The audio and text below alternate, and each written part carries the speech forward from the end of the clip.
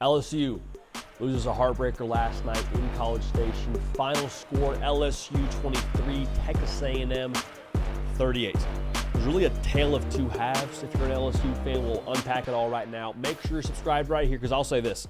There is still a lot in front of LSU.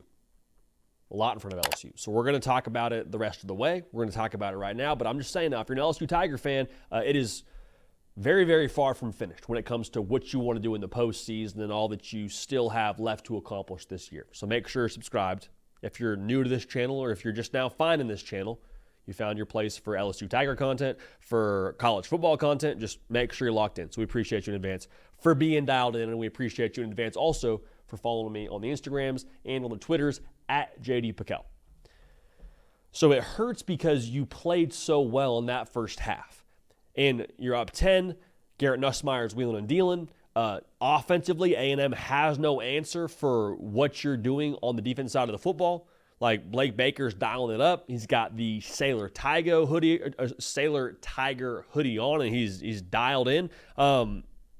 It felt like this was LSU's game. They were about to pull away and just, break it wide open. That was how it felt. And then the second half happens, and it's just like, it's hard to really put into words.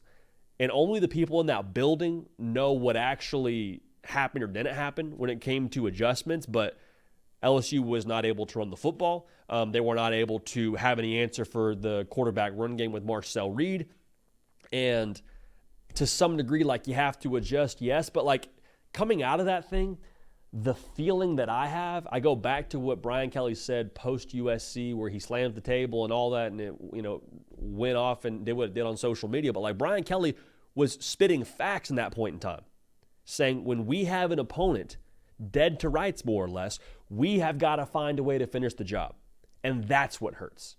That's what hurts. The killer instinct for this LSU football team, you see it at times in the overtime game against Ole Miss, and you see it against South Carolina. But when you got a chance now on the road to quiet 100,000 people, just not being able to finish through the line there and not get it done.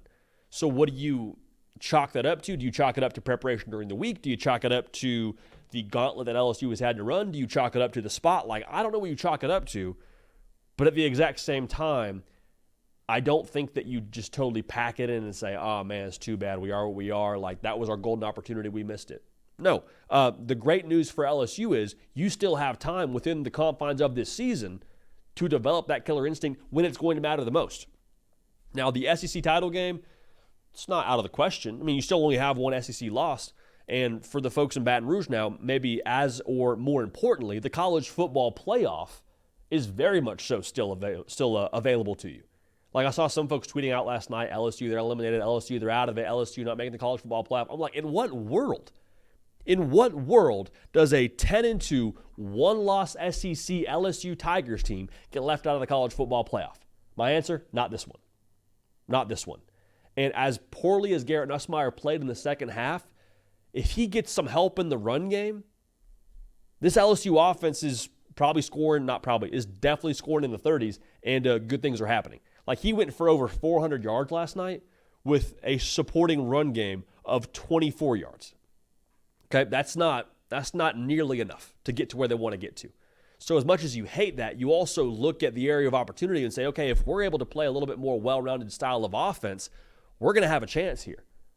And LSU now, they're going to have a chance here the rest of the way. I'll just tell you that right now. LSU is very much so still in it. So everyone's saying their college football playoff hopes are done or they're toast or they're this or they're that. That's not the case. And so, yes, it hurts, but also I think you look at where you were to start the year, and while it feels similar, this is a team that has continued to progress every single week. It is what it is last night. It hurts, it sucks. You wish you could go back and change it, but overall now, everything is still very much so here in front of LSU. Look at what they have left, man. You show me the definitive loss for LSU. Bama. In Death Valley, mind you. Off a bye for both teams. I'll say this, Bama has looked extremely human this year. At Florida, yes, the Swamp, but I think from a roster-to-roster comparison, LSU should be favored in that football game if you had to ask me today. Vanderbilt, they're feisty. LSU should win that football game. Oklahoma, I mean, it's college football, so wild things happen. Should win that football game. Like, all these games are extremely winnable the rest of the way for LSU. So just get us in the dance is what I'm saying. Like, just get us into that field of 12, and we'll see what happens from there.